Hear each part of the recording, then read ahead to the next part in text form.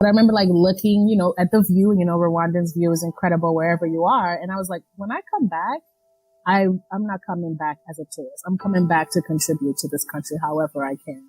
And then that's when the ball started rolling of like, okay, well, I'm in the States and I'm working and learning about these nonprofits and being able to go into these communities. How can I flip that and go back into my own community and actually making Rwanda my community again?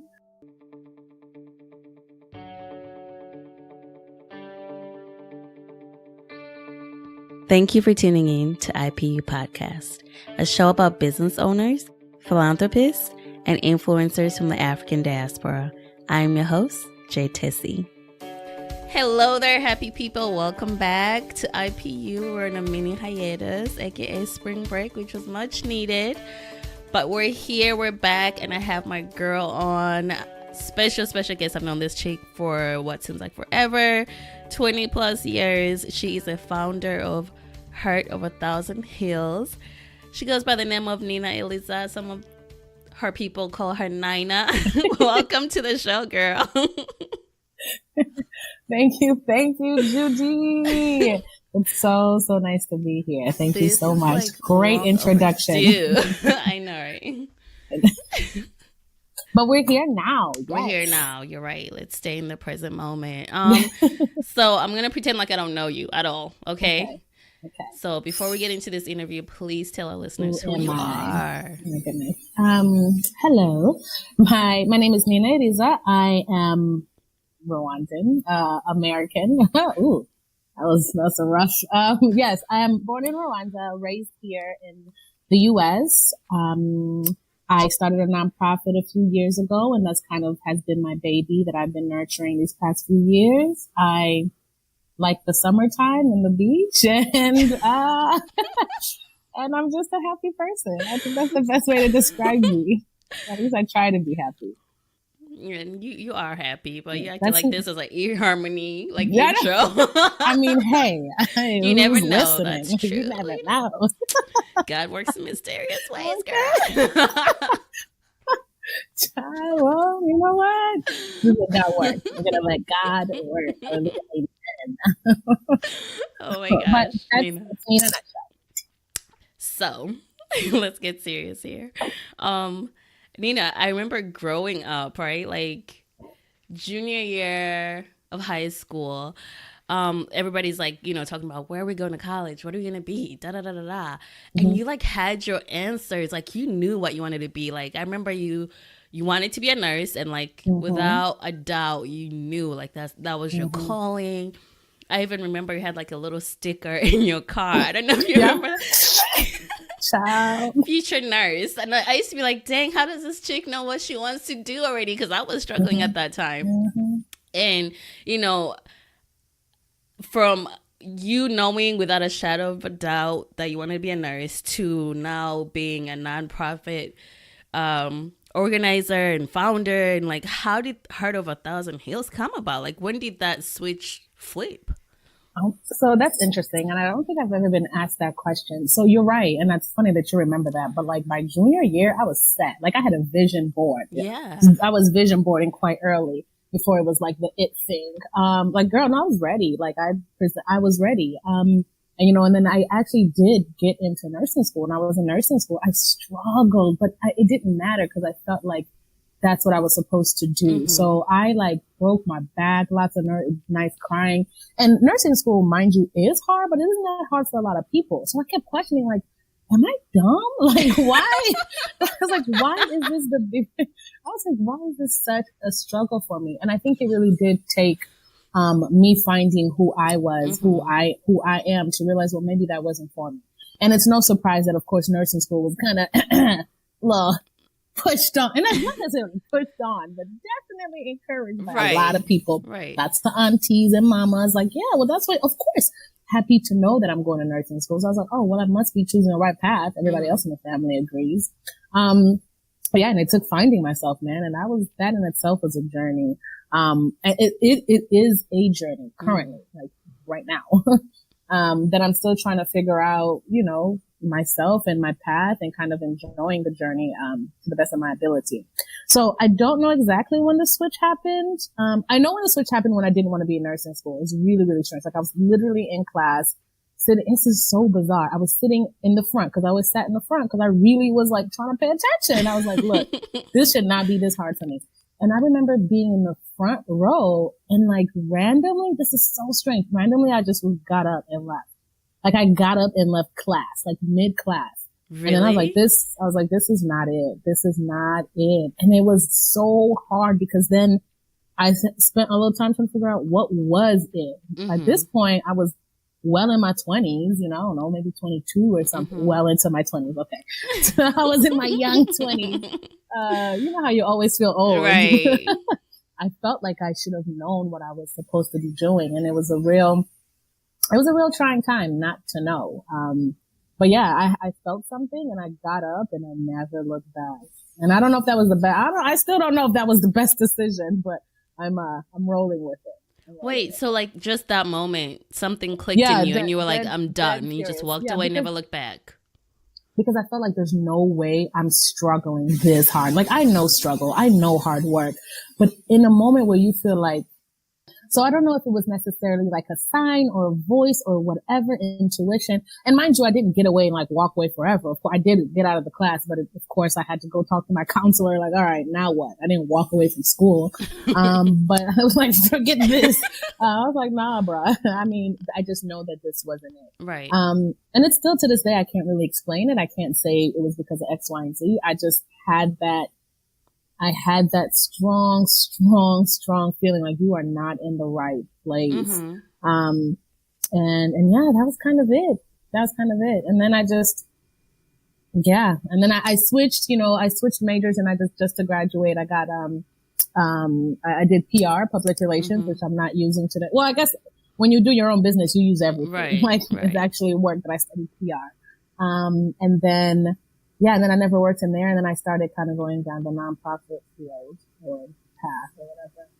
How was that conversation with your mom when you were like, Mommy, I'm not going to be a nurse? Like, was she disappointed? Was she supportive? I think she just kind of questioned, like, okay, well, now what? Like, it's fine if you don't be a nurse, but then what? You know what I mean? Right, what are you about to do?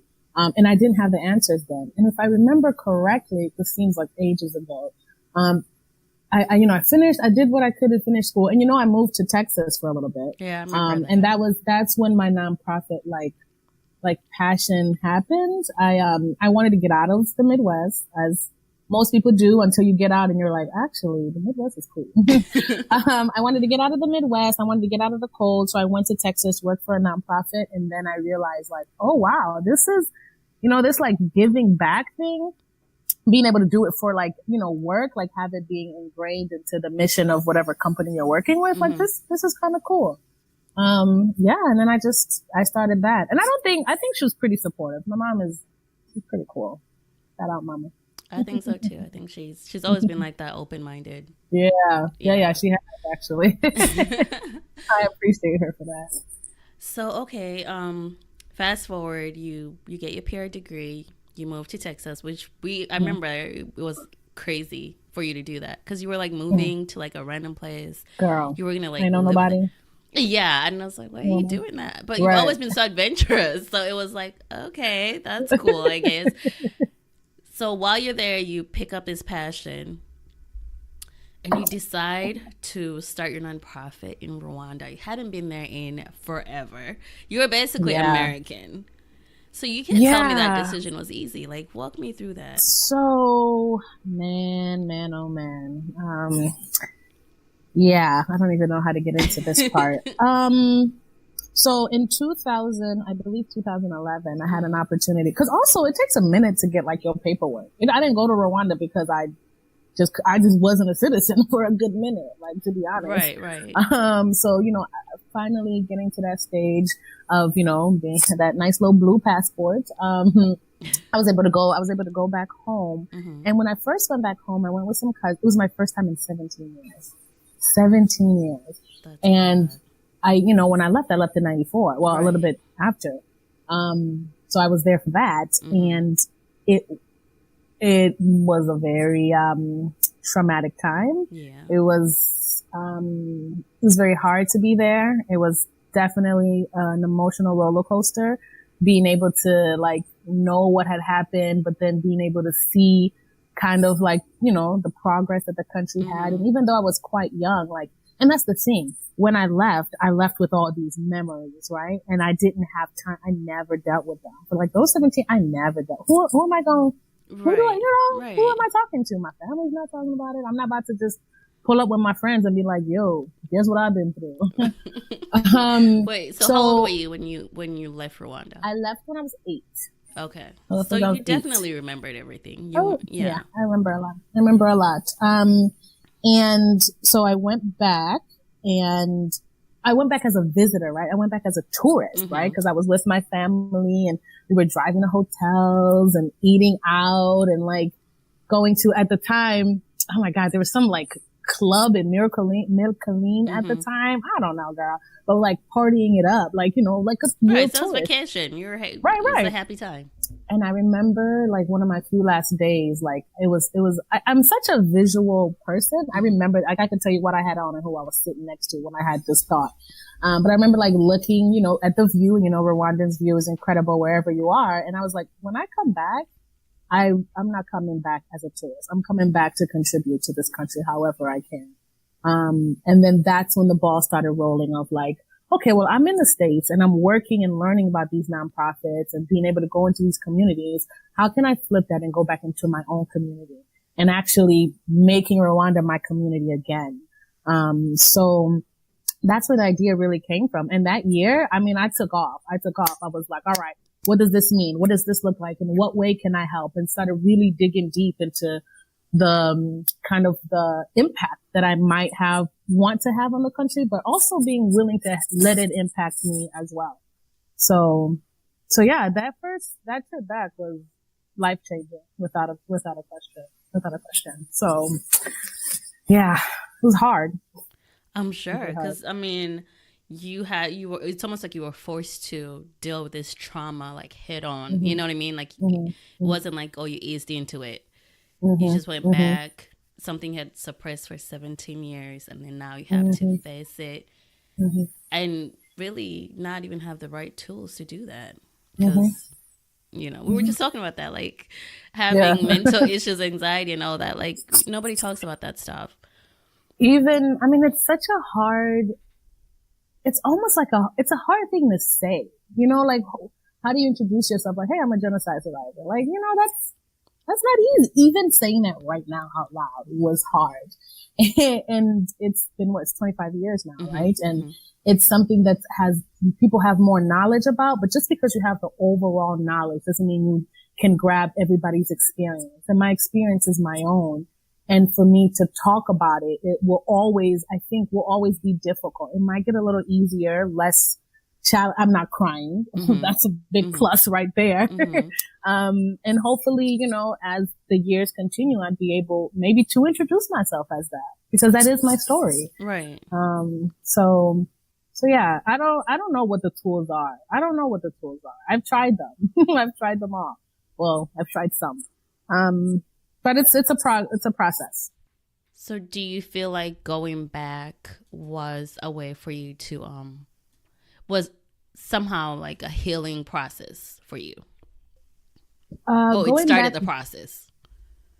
Yeah, going back that first year was the first initial process, you know, or process of facing it's like, if you don't want to face something, you can hide that. You can sweep things under the rug for a long time, and you can wear this chip on your shoulder for a long time. But I think the moment, if you can get to a space, if you have that, maybe even courage or people or just opportunity to kind of just get it off your shoulder, like that is incredible. It is incredible for yourself.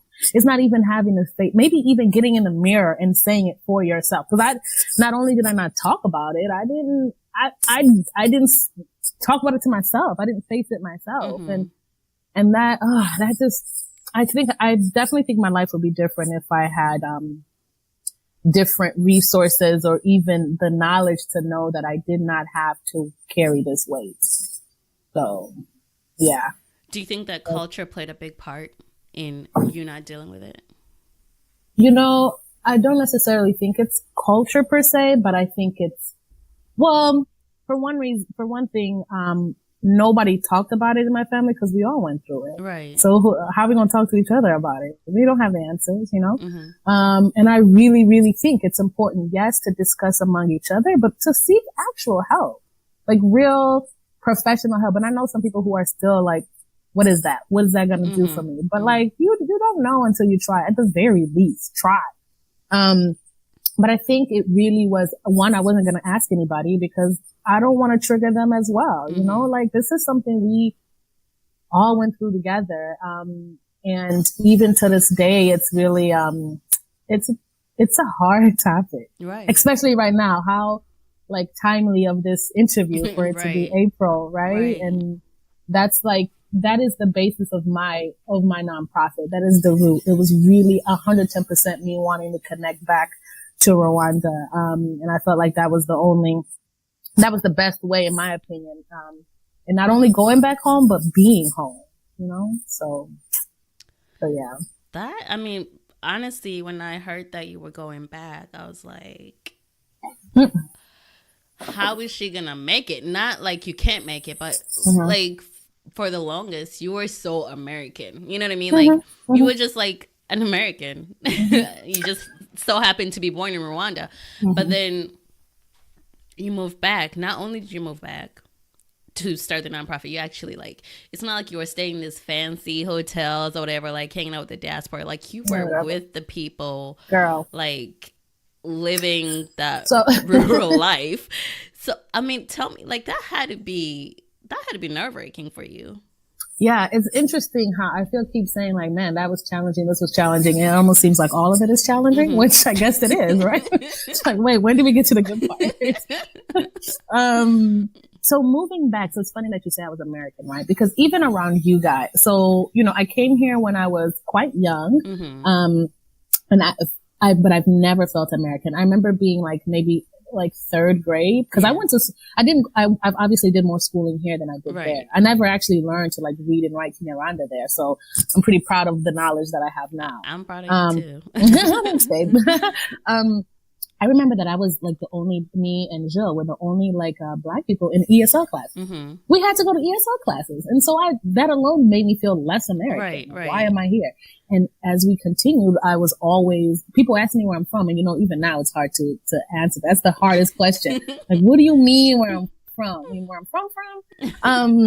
So I've always felt Rwandan. In my home, you know, we speak Kinyarwanda. My mom, you know, even the decor, her manners, the culture, it was totally Rwandan. And then of course we hung out with all of y'all. So it's like, this is who I am. Right. Until I went to Rwanda did I actually feel American. It took me getting out of America to feel American. Because when I'm there, oh no, honey, I am not Rwandan. They're like, oh, but you're American. I'm like, no, like, no, you're American. And so I dealt with a big identity crisis, right? Because I was like, well, I don't fit in with these Rwandans, and let's be honest. And I never felt like I felt in with Americans. So I'm sitting, you know, I really had a really trying time making friends, you know, Rwandan friends. I was lucky I had a very few people who kind of diaspora that lived there. So being able to hang out with them and kind of have these conversations with them. But on my everyday, like in the markets, at the bank, oh no. I mean, I've had somebody tell me, they were like, oh no, I heard somebody, it was a little kid pointing at me, Umuzungu. And I was with another Rwandan, but he was pointing at me. I was like, and I asked the kid, because obviously I speak Kinyarwanda. I was like, dude, why are you pointing at me? Like, why do you think I'm Rwandan and this guy isn't? They're like, oh, Nina, it's because your skin, it looks like it has seen snow. Like, that was their explanation. I'm like, what? I was like, what? They're like, yeah, you look like your skin has touched snow. I was like... That's a new one. I've never heard that before. I'm telling. Oh no, I have a whole bag of random things that I hear about a lot of different things. But but I know I look American. I don't know what it is. It fits my dress or my hair or just my skin that has seen snow. But the minute I walk into a room, I think I'm telling you how I've been to banks in the markets where they're talking about me in Kinyarwanda right there. And that's so interesting because you speak Kinyarwanda and you don't have an accent in Kinyarwanda. So I know. How in the world do they pick that up? That you're not from there. I mean, that you haven't lived there in forever. I don't know. I really ask this all the time. And also it's kind of like, it's a 50-50 chance, right? I either speak or I don't speak it. But for you to be completely bold and like, I'm at the counter and you're talking about me in Rwanda. I'm like, dude, we're in Rwanda. What's a high chance that I actually understand what you're saying? But girl, they don't care. They don't care. But no, it's little things like that that remind me, oh, I don't fit in. Oh, I look like an outsider. Because I mean, who does that? Or maybe that's our people. you know how our people. They're reckless. They don't care. But so, I mean, going through that whole identity crisis, was there a point where you were like, you know what, screw this, I'm out? Like, did you ever have that moment? It was definitely screw this. I'm gonna stop trying. I'm gonna stop trying. There's the time where I was really heavy trying to like hang out with like, other Rwandan girls. Like, let's do this, let's do that.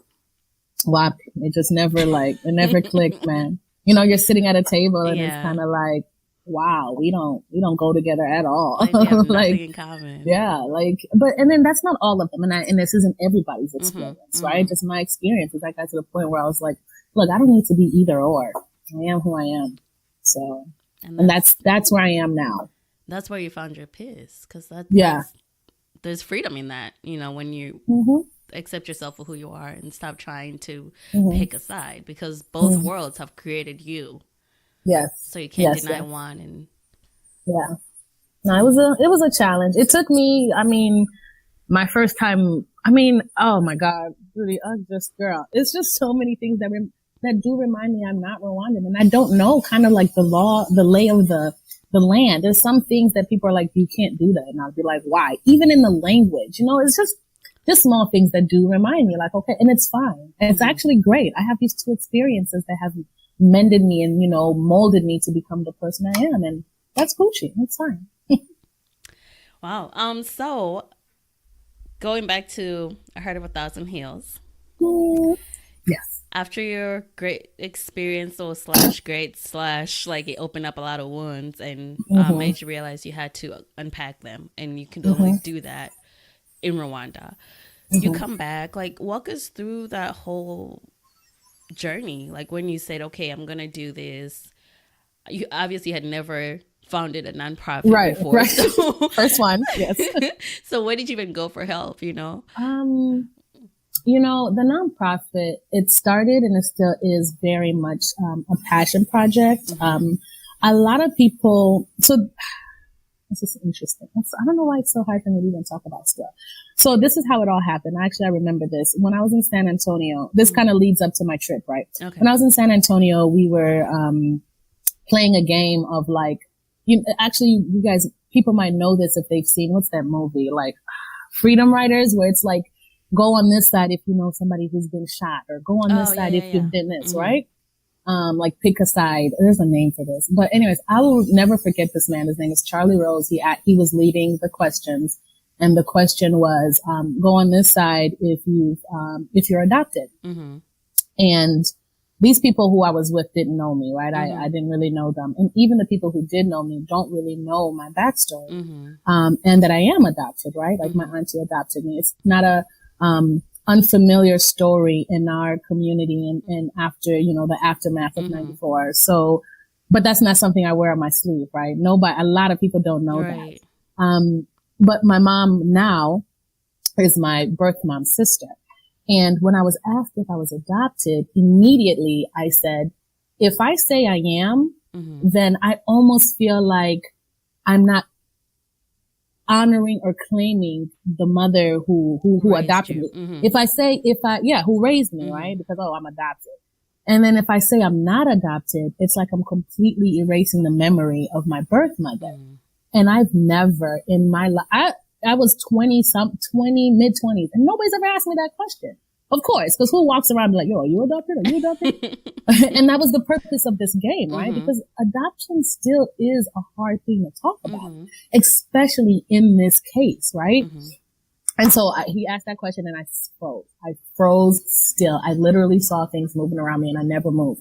I didn't move until the game was over. And then so we did a debrief, like, okay, who wants to talk about it? And I just busted out crying. I busted out crying. And then I told these people who didn't know me, like, oh, actually, I was born here. Mm-hmm. I went through this. I lost my mother here. My mother passed in the genocide. And it was my first time really saying it to a group of people. And so that really, that was when my shoulder was like, oh my God, like physically, I've never experienced something like that before. Physically felt like the weight was gone. And I was like, wow. And so being able to say that out loud made me want to keep saying it out loud. It made me feel like her memory, like, yes. Then people ask you questions. They're like, well, what was your mom like? And nobody's ever asked me that because nobody ever knew. So I felt like, wow, this is a way to be forced to talk about her. And even when you asked me for like a little bio, I struggled in putting that in my bio. I struggled so hard to say that I mean, even today, it's something so hard to verbally say, but my nonprofit is to keep her alive.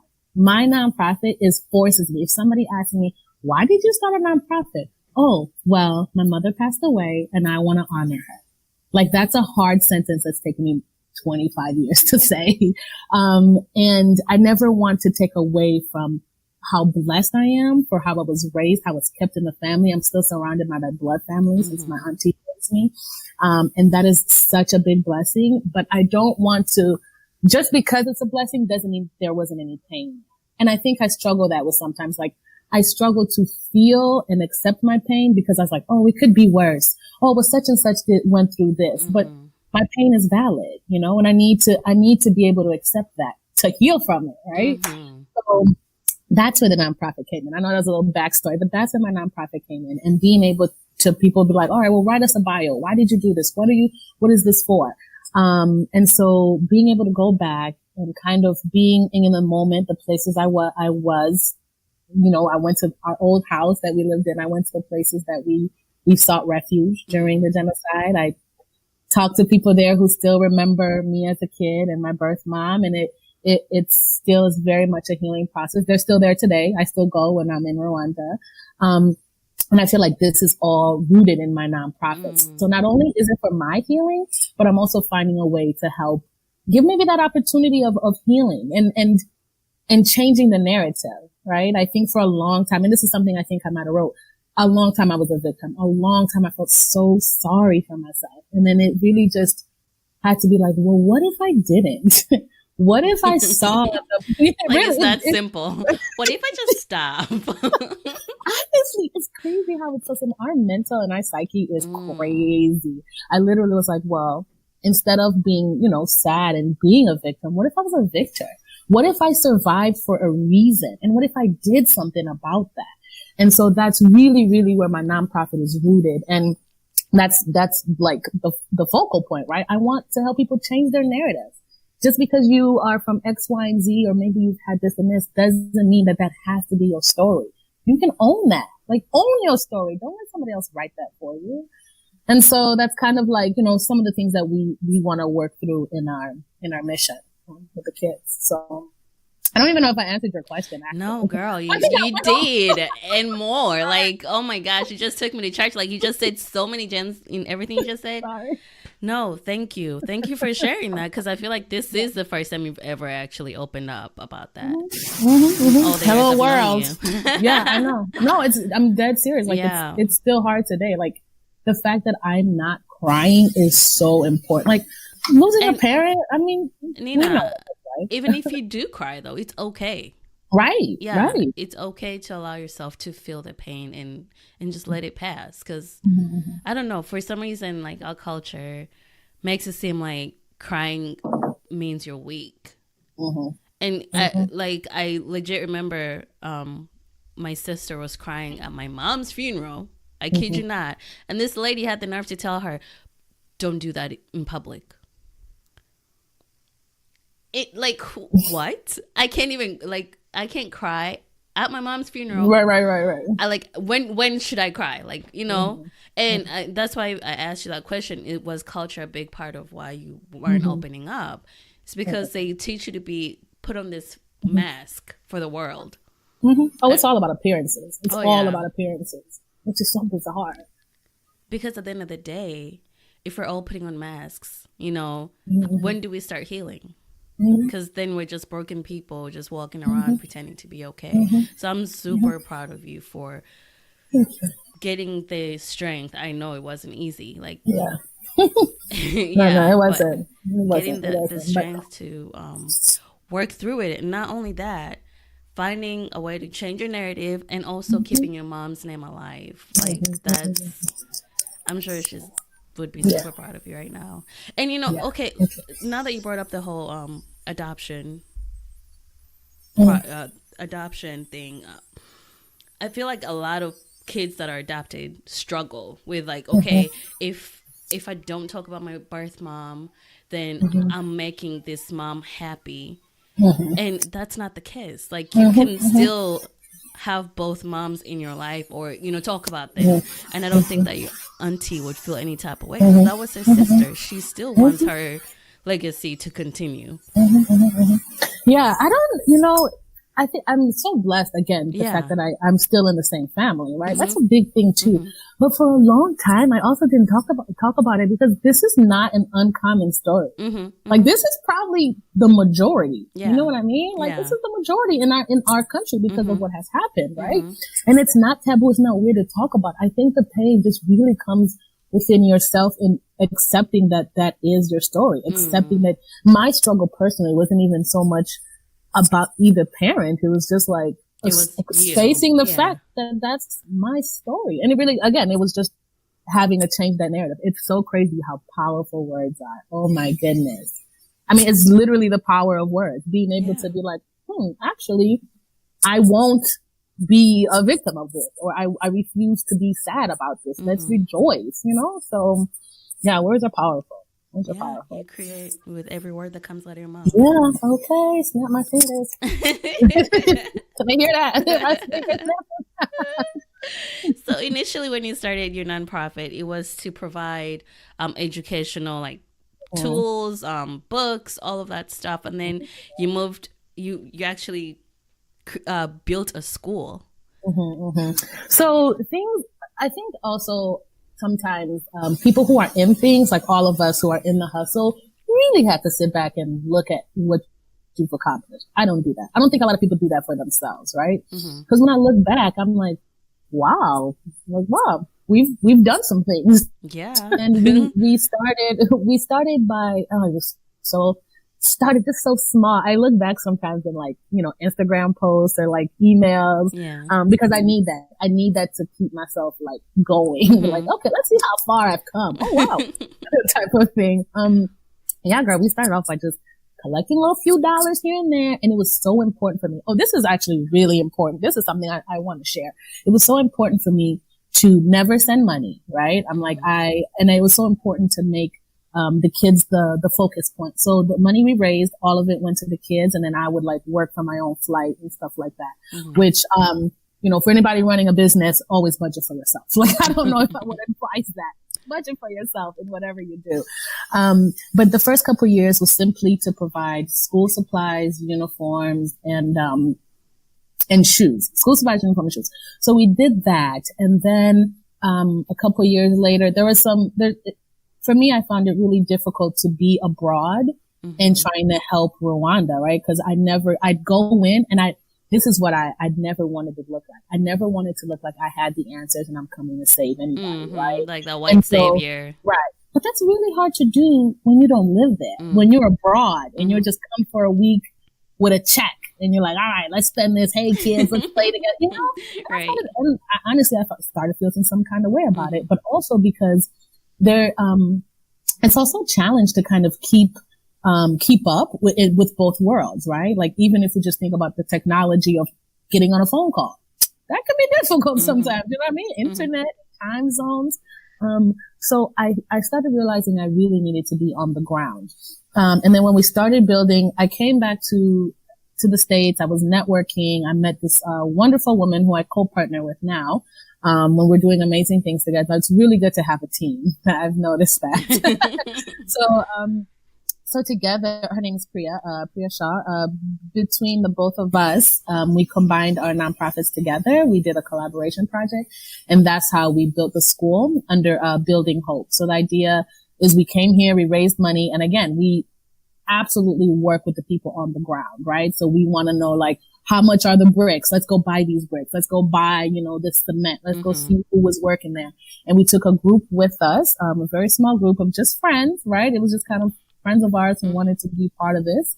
And we went and, we built two classrooms, for these kids who didn't have a roof to learn under. They were gathering under like a tree or a tarp. Like they had a makeshift tarp, like a really basic blue tarp that you use, like if you're about to paint something and you don't want to get the floor dirty. They made a makeshift room with that. And they stuffed kids in there. And I was like, it gets hot. And it also rains crazy in Rwanda. So I'm like, how is this happening? So it really, it was a really good project. And then the next year, we worked with this community for 2 years where we built a school. Really, we built classrooms. The school was already operating. So we didn't have to do any admin work or bring in teachers. They already were there. It's just that they were learning under a tarp.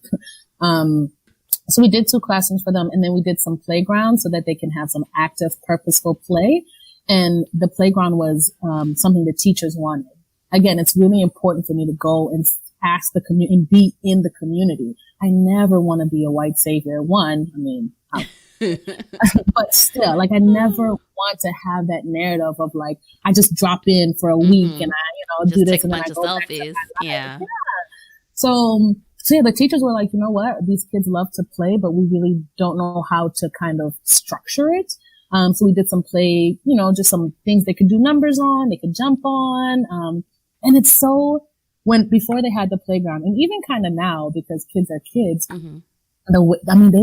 they'd get a stick and play the funnest game ever, like with a stick. And then when they were building, like you would see them like getting leaves together and a little bit of dirt and a little bit of this. I'm like, what are you guys doing? Oh, I'm making dinner for my friends. They're all over here. So cute to see. And so we wanted to kind of give them something a little more tangible and that's going to be there for a while. So they still play with the sticks and dirt, of course, but they'd rather have a playground and a swing if they wanted to swing every now and again. So yeah, so that was a good project. And then, we're still working hard together, and we go to Rwanda. We went to Uganda last year, which was pretty cool. And we focus on, working with, it's an art program really overall. So even when we built the school, we incorporated art as well. So we did the school, the infrastructure, and then we put a mural. And the mural is what the kids, it's again, we want to focus on what the community wants. So we asked the community members and the headmasters of the school, like, oh, what is something that you would like to, display here? And through that, we were able to create something for them. So it was really cool. Awesome. Yeah. How did you pick the kids? How did you pick and choose? Because I'm sure there's so many kids out there that need help. Yeah. What was the criteria for you to say these are the kids I want to work with? In the beginning, so there's two things. For this particular project where we did the infrastructure, we kind of knew we knew some people in the community. I have an aunt that lives out there and she's, really heavy into that school. And she's pretty much like started it herself. Okay. And then for our other programming that we do, because we also do a critical thinking workshop, and it's rooted in really leadership, right? I noticed that there's like a gap in critical thinking. That's a whole different story in itself. And so being able, we pick the people who we work with are also on the ground. They're just some local guy around my age who was like, look, there's a lot of kids in the streets who don't have anything to do after school, sometimes even during school. And he opened a center for them. Oh, nice. And so for me, it's really important to work with other Rwandans or even, let's say, Africans, because, for us, by us, right? I'm all about that's all day long. Okay. For us, by us in Africa. Let's do this together. And it's so important for me to show that to the kids, to show that, like, we got you type of thing. Okay. Issa, right? It's an insecure episode right now. But no, it's really, really important for me to show them because I've had a lot of questions about like, I've had this fantasy of what America is, right? And I'm like, dude, you're too young. Let me show you what the truth. Look at your backyard. Look at the resources you have. Look at the knowledge you have. Look at the people in your country who have overcome things regardless of what and have made a name for themselves or a company for themselves. So I really want to show them people that look like them. Mm-hmm. And that's one of our big things. And so the criteria for some of them is like, okay, who's Rwandan? Who's on the ground? You know, who's running this locally? That's my key word, man. Local. So yeah, that's how we've chosen people in the past. That's what's up. So, were there any naysayers that you had to overcome when you initially came back? I'm sure, you know, when you have a vision, right? Once you play it in your mind, you get excited. Like, you know, so sometimes when you're delivering it to people, you're so excited because you already see your vision, and some people don't see it and they're looking at you crazy. Did you ever encounter those people, and what was your response whenever they told you that can't be done? Girl, till this day, everybody's a naysayer. I feel like not everybody, but like for the most part, it's hard. First, so, and I understand it, like especially in our culture, number one thing I get without a doubt. Why are you helping those kids? Don't you know you got an auntie's cousin, third removed cousin that can't afford to go to school? Why are you helping these kids find school fees? That's like the number one thing I'll get. Or, oh, you help kids? Well, you know, your cousin ain't been able to pay school fees in a while. So it's, and in a sense, I understand because that's who we are, right? As a culture, like we have each other, right? But there are people out there who don't have anybody, right? They don't have anybody. And that's truth. That's like facts, man. That is, oh my God, the incredible kids that I've met. It's just, and that's like, I can go on about that for a long time. But one of the things I've heard, which is really funny, my first year, because remember I was giving uniforms, and I had gone to the school first before the uniform and, you know, got to know the kids and the teachers before we handed out uniforms. And I got back and I was showing someone like, oh, this is the school. These are the kids I'm working with. They're like, why are you helping that kid? He has on jeans. He got money. I was like, you need to help him. He got jeans. He clearly got something. And I was just like, in my head, the thought process that goes. Girl, I told you, I got a bag of things that I've learned and experienced about our people. But those, I still get that every day. I still get the, why are you helping them? That person looks like they got money. Or, well, you better be careful. That person's going to try to, you know, take the, I've gotten I've actually not even be careful. I heard somebody tell me like, oh, well, you know, they took those school supplies and they sold them. They sold them for some money. And I was just like, why is that where you go? Why couldn't he be actually using the school supplies? And if he sold them because he needed some bread, okay. You know, an entrepreneur. Right, okay. I need to work with him. Come on my team. But so the naysayers look like that. It's nobody really saying you can't do it. It's almost like, why are you even doing it? Right? And so I think that's the way I deal with it is, man, you gotta focus. There's a lot of stuff in the world you gotta tune out. And I think knowing your vision and really realizing it, though you don't even hear those things anymore, right? Because you're just so focused, like that tunnel vision, like, all right, cool, you know, let's kind of, what is that, Heisman, you know, Heisman. I'm like, okay, that's cool, thanks, goodbye, you know. And I think that's kind of things that we do in life, right? Right. Because there's nothing you do that you're not going to find a hater or a naysayer or just people who are just not nice. So yeah, my best way of dealing with them is really just tuning them out. Because there's nothing I'm going to say. Right. And I'm not here to prove to them anything. You don't believe in it, that's fine. Nice to meet you. Goodbye. So that's the best way to do it, though. Honestly. But yeah, we get them all the time. And you know what? When you have haters, you know you're doing something right. You just gotta dust them off. You know how when you had that moment in the classroom with the whole nursing thing, right? When you had that moment that you just knew, I'm not living my purpose right now. Did you ever have that moment, but the opposite effect of I'm living in my purpose? Like I'm actually doing what I'm supposed to do with a heart of 1,000 hills. Yeah, I think that those are the only moments that keep me going. To be honest, I think we serve a very powerful God. That's very funny. I think he got jokes all the time because it'll take me my most moment of like, what am I doing? Girl, I can't tell you how many times in a day I ask myself, what are you doing? Like, girl, what is you doing? Like, really, I ask myself in so many ways, in so many voices at so many times, what are you doing? And I swear it'll be those moments, Judy, I cannot lie. I'll get a random email. Hey, I've seen your website. I want to volunteer. Or somebody subscribes, cause you could subscribe to our newsletter. Oh, you got a new subscription. Or a donation comes in. Oh Lord, don't let it be a donation come in out of the sky. I'm like, oh, Jesus. Yes. Put me in my purpose. It happens a lot those ways, or a lot of the times, it's with the kids. Hands down. Hands down.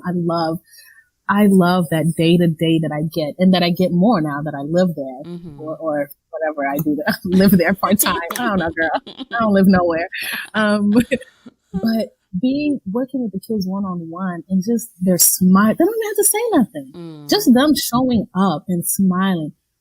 Kids are they're the best thing. They really are the best. They give you all the joys, and they give you all kind of the, what is that? The motivation, right? The encouragement without knowing it. Just by showing up and like participating. It's like, oh wow, okay, cool. Okay, we're doing something. So those are the moments where I feel like I'm really living in my purpose. I feel it more when I'm in Rwanda, of course, which kind of motivates me to be there more, because it is that every day that's like, okay, well, this isn't so bad. I can do this. We got this. So yeah, that's where it comes in. Oh, well, I can tell you just by witnessing everything you're doing online and offline, and I can tell you are living in your purpose, because like just when somebody mentions your nonprofit, like you just light up, you can just see it. And it's like, that's just a beautiful thing to witness when you see somebody actually doing something that they love, and it shows in their work and in their commitment. Because I don't know if I could do what you're doing, to be honest with you. It's beautiful. Like I see it and I'm like, man, but it's not for me. Same. That's how I be looking. That's why I ask myself, what are you doing? But you always have an answer to that. Yeah, why? I guess so. Huh? Yeah. I would still be like, really though, what are you doing? Yeah, no, you're right. That's encouraging. That is really encouraging. I appreciate that. No, for real. So, I could talk to you for days, and looks like we do need to wrap this up. Oh my goodness. That's because we haven't seen each other in so long. I know. Continue this offline. For sure. I'm glad you're here for a little bit. But what would you tell somebody that, especially, I feel like Africans in the diaspora, when we go back home for those vacations, right?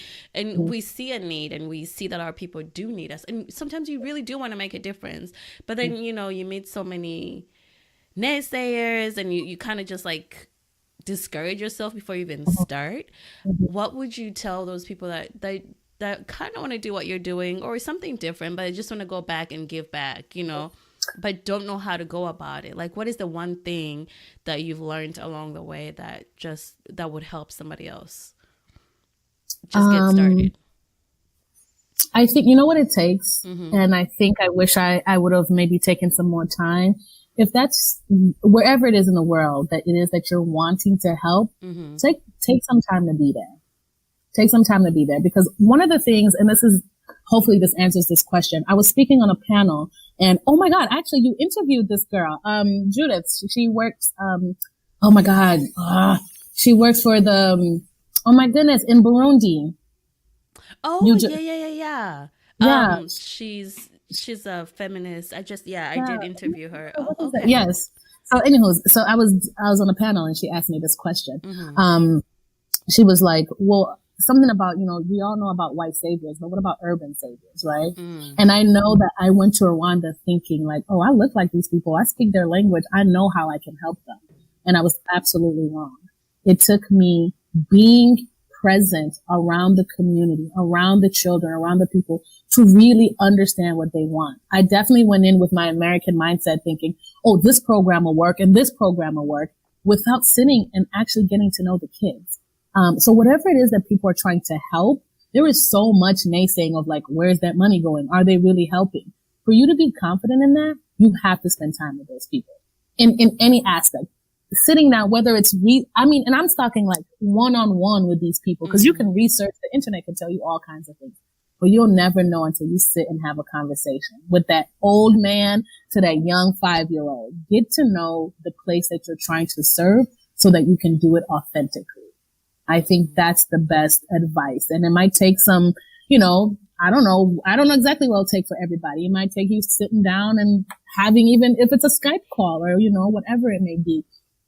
Taking the time to really know what it is you're trying, or where it is you're trying to serve. And if you're really wanting to serve them, then whatever answers they'll give you of whatever need they have, that's where you would serve, right? Instead of bringing in your own thought and your own concepts and your own saviorism, ask them. It's a simple question. So, that's beautiful. So remove the ego, go in there, ask the questions and listen. Yes, absolutely.